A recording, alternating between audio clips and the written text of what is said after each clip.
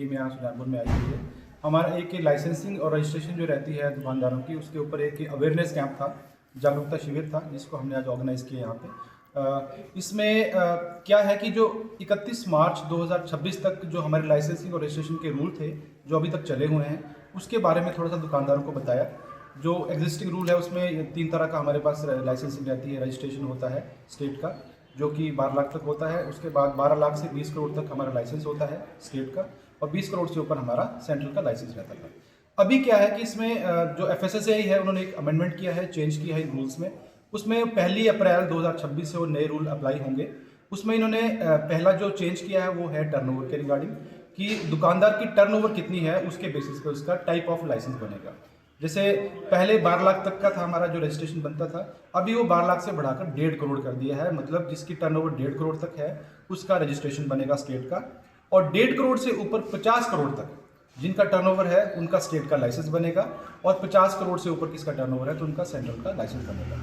और दूसरी चीज़ इसमें एक ये चेंज की है कि पहले जैसे रिन्यूअल होता था, एनुअल रिन्यूअल था या 5 साल के बाद रिन्यूअल था, अब वो परपेचुअल रिन्यूअल होगी, परपेचुअल वैलिडिटी होगी। उसका ये मतलब है कि अब वो लाइफ टाइम वैलिड रहेगा।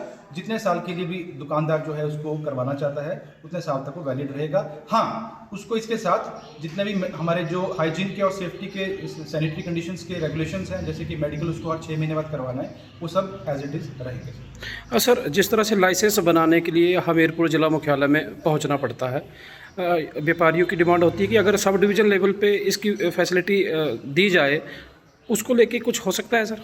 देखिए सर, इसमें हमारा जो हेडक्वार्टर है हमीरपुर, वहाँ आने की ज़रूरत किसी को भी नहीं है, ये तो पहले से रूल है। अच्छा। जितना भी लाइसेंसिंग का हमारा जो एप्लीकेशन है सारा ऑनलाइन है, ऑफलाइन मोड में कुछ नहीं है।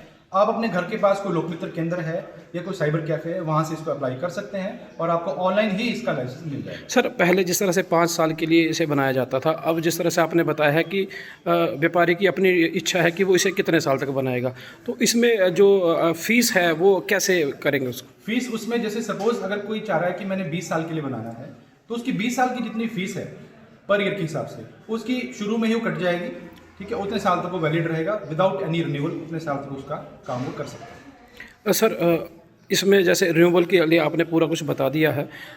छोटे छोटे दुकानदार हैं, अगर उनके लेबर की बात करें, अगर दुकान पे उन्होंने कुछ रखा है, अगर एम्प्लॉई है या खुद दुकानदार है, उसको भी क्या हेल्थ अपना वो सर्टिफिकेट बनाना पड़ेगा, उसको मेडिकल बनाना पड़ेगा? जी बिल्कुल, अगर कोई भी वर्कर उसके साथ जो ओनर है उसका, जितने वर्कर वहाँ पे हैं जो कि डायरेक्ट फूड के कॉन्टेक्ट में आ रहे हैं, उन सबको अपना मेडिकल जो है वो करवाना पड़ेगा। हेल्थ NOC हर 6 महीने बाद उनको लेना ही पड़ेगा, वो मैंडेटरी है सर, मतलब वो बनाना पड़ेगा जी। सर, और कुछ संदेश देना चाहेंगे सर? और मेरा तो जनता से यही अनुरोध है और दुकानदारों से भी कि जितना भी आप फूड बना रहे हैं चाहे बेच रहे हैं वो क्वालिटी का हो, एक्सपायर्ड आइटम्स ना बेचें, लाइसेंसिंग रजिस्ट्रेशन का पूरा ध्यान रखें, साफ सफाई का ध्यान रखें। सर, इसमें अगर नियम नहीं मानते हैं तो उसको लेके क्या कहेंगे? देखिए, हमारा जो फूड सेफ्टी स्टैंडर्ड एक्ट 2006 है, इसमें बहुत हैवी पेनल्टीज हैं, फाइन्स हैं।